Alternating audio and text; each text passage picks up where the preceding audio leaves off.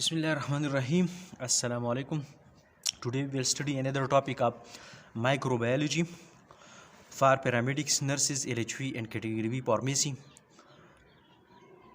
Today we will study virology. Virology, it is about the study of virus. Virus د نور ارګانیزم نه بکټیریا، فنجای، پروټوزوا and worms د دې نه وایرس لږ هټ کړ دی او هغه لږ ډیفرنٹ دی. اوس دغه ډیفرنشیشن په څه باندې دی نو موږ ګورو وایرس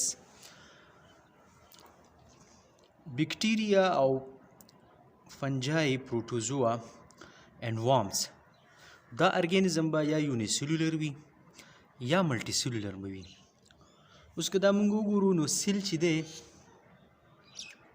سیل پراپرټیز دا دي چې دا به انډیپینډنټ ریپلیکیشن کولی شي. دا به زموږ سره په لایټ مایکروسکوپ باندې کتی شي لیدل کېږي او دی چې انډیپینډنټ ریپلیکیشن کوي هغه به د څه لپاره کوي؟ د انرژي پروډکشن دپاره یا پروټین ساینتیسس دپاره. لکه انرژي پروډکشن مین ریسپایریشن به کوي او پروټین ساینتیسس مین ټرانسلیشن اینڈ ټرانسکرپشن. اوس که د دې په اپوزیټ باندې موږ وګورو وایرس ته نو وایرس چې دی هغه سیل نه دی. وایرس از ناٹ سیل. نو وایرس ته موږ ویلی شو ای سیلولر. وایرس از ای سیلولر یا سب سیلولر. ٹھیک شو د وایرس ته موږ دا ویلی شو نو وایرس چې دی هغه انډیپینډنټ ریپلیکیشن نشي کولی بل هغه په لایټ مایکروسکوپ باندې نه ښکاري او هغه انرژي پروډکشن نشي کولی لکه مطلب هغه ریسپایریشن نشي کولی، اسکریشن نشي کولی، انډیپینډنټ ریپلیکیشن هغه نشي کولی. ولې نشي کولی؟ ځکه چې بکټیریا، فنجای او پروټوزوا او اینډ ادر وارمز په دې کې خپل یو سیسټم لګېدلی دی. او وایرس چې کوم دی نو وایرس که مونږ وګورو که د وایرس ډیفینیشن مونږ ووایو نو وایرس چې دی دا زموږ سره انټراسیلولر اوبلیګیټ پیراسایټ دی. انټراسیلولر مین چې دا په سیل کې دننه اوسیږي. اوبلیګیټ دی به د لیوینګ سیل نه بغیر نشي پاتې کېدی. که دی د لیوینګ سیل نه بهر کېږي نو دی به ډیډ حسابېږي. دی به مونږ دته بیا لیوینګ نشو ویلی. نو وایرس چې دی دا به اصل کې په بارډر لاین باندې دی د لیوینګ او د لاند لیوینګ کریکټرسټیک دواړه په دې کې دي. خو که مونږ د نور ارګانیزم سره د موازنه وکړو نو په وایرس کې هغه پراپرټیز نشته کوم چې په نور ارګانیزم کې دي. نو که سیل مونږ واخلو نو په سیل کې زموږ سره څه وي؟ په سیل کې زموږ سره مین کامپوننټ نیوکلیس، سایټوپلازم، سیل ممبرین اور سیل وال وي. اوس دا کامپوننټس چې دي دا په وایرس کې نه وي. وایرس چې دی به یا زموږ سره د آر این اے وي په ده کې یا به ډي این اے وي. آر این اے ډي این اے دواړه په دې کې نشي کېدی، بوت په دې کې نشي کېدی. اوس که موږ وګورو بکټیریا، فنجای، پروټوزوا اینډ وارمز اینډ ادر پیراسایټس پروټسټا ګروپ نو په هغه کې به ډي این اے آر این اے دواړه وي. په وایرس کې به دواړه نه وي. اونلی وایرس مې بي آر این اے وایرس اور ډي این اے وایرس.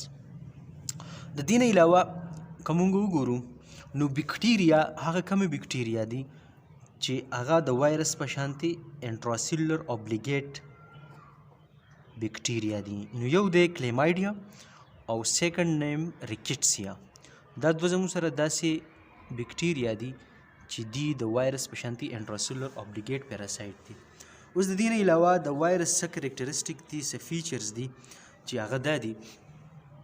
اوس وایرس چې دی انډیپینډنټ ولې نشي پاتې کېدی؟ ځکه چې په ده کې داسې سیسټمز نشته. دی سیل نه دی. نو په سیل کې چې دننه وي په دې کې نیوکلیس وي. په نیوکلیس کې جینیټیک میټیریل وي او جینیټیک میټیریل نه علاوه په سایټوپلازم کې زموږ سره ډیفرنٹ سیل ارګنیلیز وي. اوس د بکټیریا سره که د وایرس مونږ موازنه وکړو نو هغه د وایرس او د بکټیریا کې بیا هم زموږ سره ډیفرنشیشن شته. هغه لاندې را روان دي. اوس نمبر بای نمبر مونږ وایو. خو دې نه مخکې د وایرس څه فیچرز دي چې هغه ډسکس کوو. په هغې کې یو دا دی چې وایرس چې دی دا زموږ سره پارټیکلز دي او دا کمپوز دي په انټرنل کور باندې. په هغه کور کې زموږ سره څه وي؟ په هغې کې به یا ډي این اے وي یا آر این اے وي. دواړه په دې کې نشي کېدی. او په دې کې یو پروټیکټیو پروټین کوټ وي.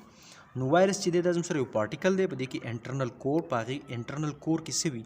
په هغې کې زموږ سره آر ان اے وي یا ډي ان اے وي. لکه فار ایگزامپل که مونږ بیکټیریوپیج وایرس وګورو، د بیکټیریوپیج وایرس کم وایرس چې په بیکټیریا باندې اټیک کوي هغې ته بیکټیریوپیج وایرس وایي.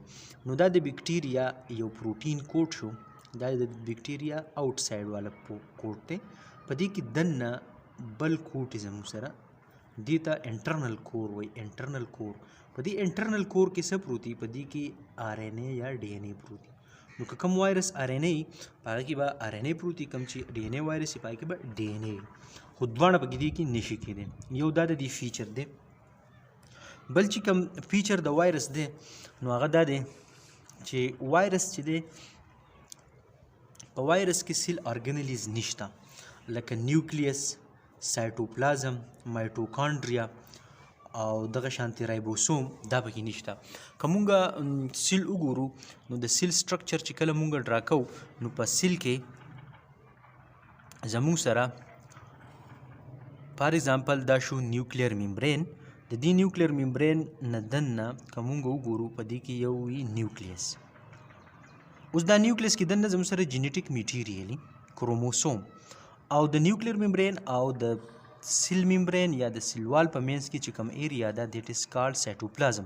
په دې سایټوپلازم کې زموږ سره ډیفرنٹ ارګنیلیز موجود وي. کم ارګنیلیز کې چې هغه مایټوکانډریا، رایبوسوم، ګالجی اپاریټس، انډوپلازمیک ریټیکولم، ډیفرنٹ ارګنیلیز وي، دا په ډیفرنٹ سیل کې موجود وي.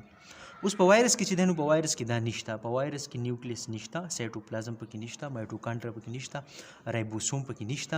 په دې وجه باندې سیل چې دی هغه د نور وایرس چې دی هغه د سیل نه مختلف دی.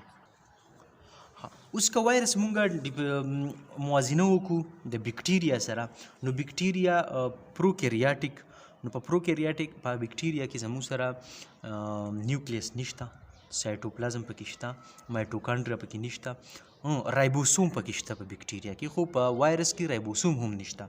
دغه شانتي په یوکیریاټیک کې چې دی نو په یوکیریاټیک کې زموږ سره کا فنجای ده، پروټوزوا دی، وارمز دی، هیومن دی، پلانټ دی، انیمل دی، نو په هغې کې کمپلیټ ارګنیلیز موجود وي.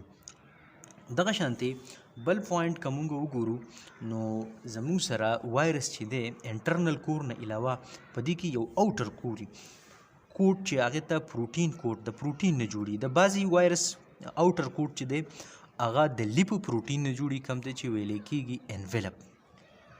فار ایگزامپل دا زموږ سره انټرنل کور شو او دا زموږ سره اوټر کوم چې د پروټین نه جوړي. نو په بعضې وایرس کې دا زموږ سره د لیپو پروټین نه جوړي، کوم ته چې انویلپ ویلی کېږي. ښه، دغه شانتي موږ وګورو نو د وایرس بله پراپرټي دا ده چې دا انټراسیلولر دی. انټراسیلولر مین چې دی په سیل کې انسایډ اوسیږي. انسایډ دی د سیل نه بهر چې کله دی وي نو د سیل نه بهر به دی څه کوي؟ د سیل نه بهر به دی زموږ سره ډیډ وي، چې دی کله سیل ته انټر کېږي نو دی به بیا لیوینګ کېږي، دی به د سیل د هوسټ سیل ریپلیکیشن ټرانسکرپشن مشینري چې ده هغه به دی په خپل کنټرول کې اخلي، نو ځکه دته انټراسیلولر اوبلیګیټ پیراسایټ وایي. اوس که موږ وګورو نو دغه شانتي په بیکټیریا کې زموږ سره کلیمایډي او ریکټس یا دا هم انټرنل اوبلیګیټ دي، او پروټوزوا کې زموږ سره او په نور وارمز کې اکټو او انډو دواړه شته چې په باډي کې دننه هم اوسېږي او باډي نه بهر هم اوسېږي. دغه شانتي بیکټیریا کې هم شته.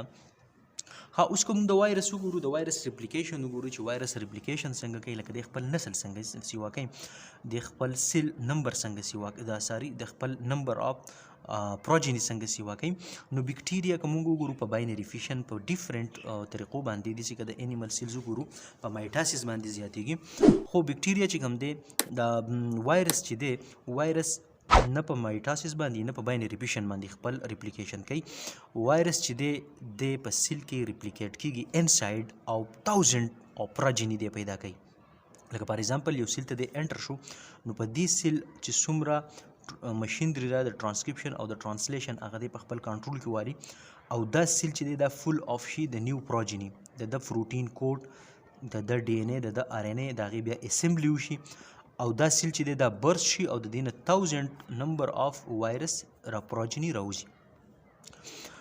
په دې طریقه باندې وایرس چې دی د نور ارګانیزم نه د نور په مایکروبایولوژي کې د نور ارګانیزم نه دی ډیفرنٹ دی په ډیفرنٹ کیریکټریسټک باندې دغه شان دی کومه د وایرس د لیوینګ او د نان لیوینګ خبره وکړو نو د وایرس د لیوینګ او د نان لیوینګ دی په بارډر لاین باندې پروت دی او په بارډر لاین باندې څنګه پروت دی لکه د لیوینګ کیریکټریسټک د وایرس دا دی چې په وایرس کې بیا آر ان اے یا به ډي ان اے دویمه خبره دا ده چې دی ریپروډکشن کولی شي دریمه خبره دا ده چې دی کې میوټیشن کیدی شي او جینیټیک ریکمبینیشن او د انفیکشن کاز کولی شي خو د دې باوجود په دې کې څه داسې پراپرټیز دي چې هغې ته موږ نان لیوینګ ویلی شو نان لیوینګ کومې پراپرټیز دي یو پراپرټي دا ده چې دی نان سیلولر دی ای سیلولر دی سب سیلولر دی د سیل نه دی دویم دا دی چې دی ریسپایریشن نشي کولی اسکریشن نشي کولی تھرډ نمبر دا دی چې دی په کرسټلایز فارم کې وي آؤٹ سایډ د سیل دی په کرسټلایز فارم کې وي او دی سټور کیږي ایز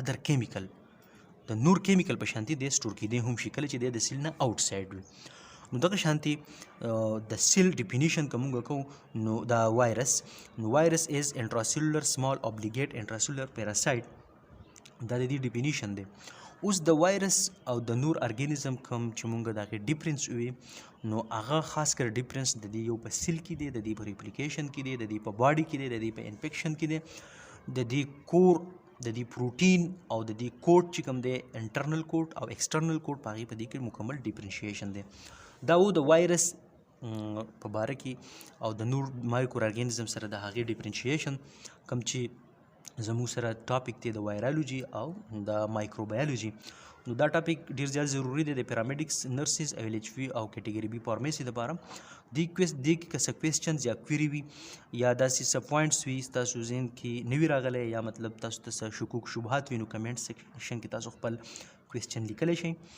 او لایک شیر اینډ سبسکرپشن به نه هیروئ انشاءالله بل ټاپک چې کوم دی د وایرس په کلاسیفیکیشن باندې به وي ډیر زیات امپورټنټ دی اوکې تھینک یو الله حافظ